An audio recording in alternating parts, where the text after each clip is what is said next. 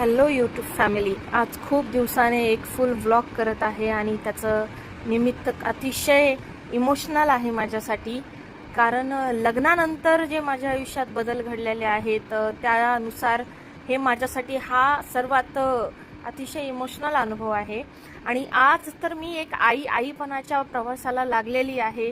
त्याच्यामुळे खास या सर्व गोष्टीचं मला कसं ऋण व्यक्त करू हे कळत नाहीये आणि हा व्लॉग खास मला माझ्या आईसाठी बनवावा अशी इच्छा झाली. तर खास माझ्या आईसाठी कोटी कोटी आभार व्यक्त करण्यासाठी मला हा व्हिडिओ खास बनवायची इच्छा झाली आहे. तर माझी आई एक सुंदर अतिशय उत्कृष्ट हाऊसवाईफ तर आहेच, त्यामध्ये ती एक वर्किंग वुमन सुद्धा आहे. ती बाहेर कामही करते, ती जॉब करून घर सांभाळते आणि अशामध्ये तिने उन्हाळ्याच्या या कडक उन्हामध्ये वेळ काढून लग्न झालेल्या लेकीसाठी उन्हाळ काम करण्यासाठी जी धडपड केलेली आहे हे मला या व्हिडिओतून तुम्हा सर्वांना दाखवण्याची इच्छा झालेली. म्हणजे लग्नाच्या आधी ह्या गोष्टी खाताना एवढं कधीच वाटलं नाही की याच्या मागे असणाऱ्या आईचं किती कष्ट आहे, किती धावपळ आहे.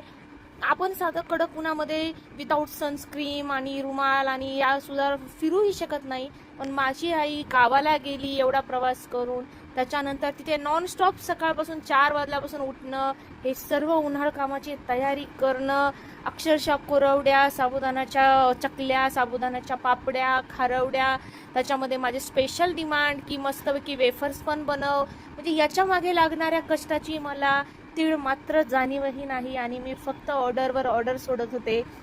आणि यामागे माझ्या आईचे सलग 8 दिवस नॉनस्टॉप केलेले काम पाहून आणि या सर्व गोष्टीसाठी मला एक आई होणं किती अवघड आहे हे लक्षात आलं. हे केलेल्या सर्व गोष्टीचं आज मला जे रिअलायझेशन होत आहे, यासाठी मला हा खास व्हिडिओ बनवून आईचे खूप आभार मानायची इच्छा झाली.